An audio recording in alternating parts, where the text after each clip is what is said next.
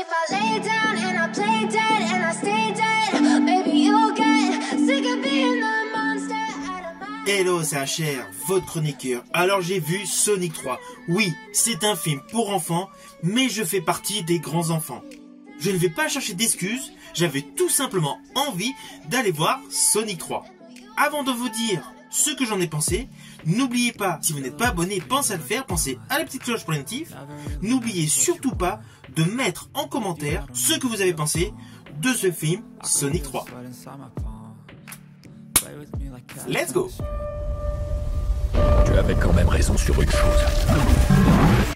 Ça doit s'arrêter.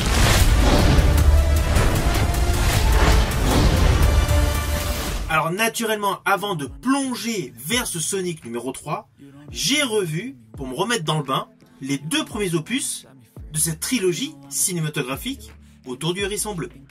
Alors je vous le dis tout de suite, la qualité des effets visuels a encore grimpé en termes de level. Le film est bourré d'action, le film est bourré de CGI et de VFX, avec une histoire qui tient la route. Certes, ce n'est ni du Feydeau ni du Shakespeare, mais c'est divertissant. D'ailleurs, voici l'histoire.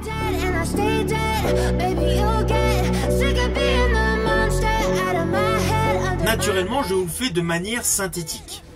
Nous découvrons qu'en 1974, il y a eu une météorite qui contient Shadow, qui a atterri dans l'Oklahoma et a été saisie par les gardiens unis de la nation, communément appelé Gunn. Pourquoi il a été récupéré par le Gunn? Tout simplement car Gerald Robotnik a fait partie de ceux qui voulaient faire des expériences pour récupérer le fameux pouvoir du hérisson noir. Celui-ci, à la suite d'un terrible accident, a été cryogénisé et par un coup étonnant, il se retrouve libéré.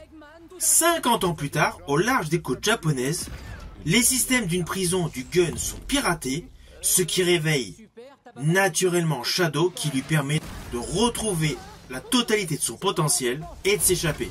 Par ailleurs, tranquillement en pleine forêt, Tom, Maddie, Tails et Knuckles, qui célèbrent tranquillement l'anniversaire de Sonic sur Terre, se retrouvent embarqués par le staff du Gunn pour que Sonic et ses acolytes stoppent immédiatement le chaos initié par Shadow à Tokyo.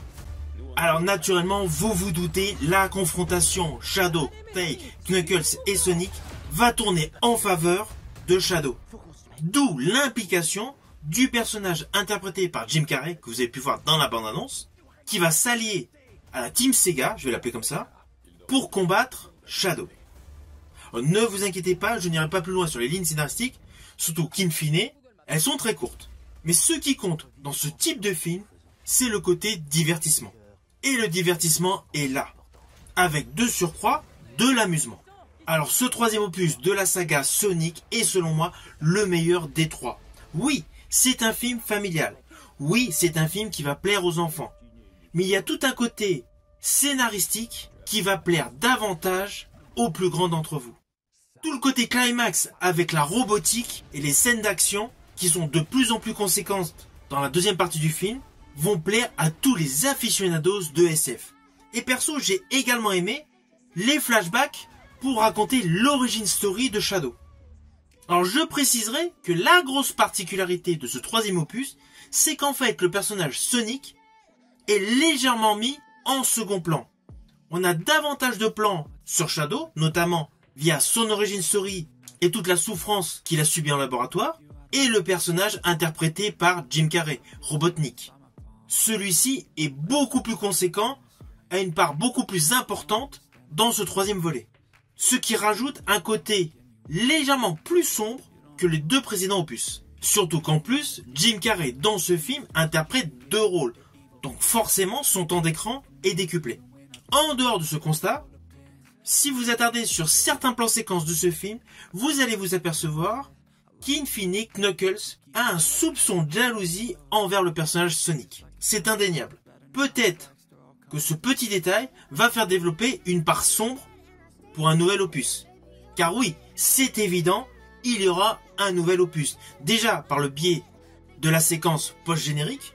Oui, restez bien jusqu'à la fin du film. Car il y a une petite surprise rose, je n'en dirai pas plus.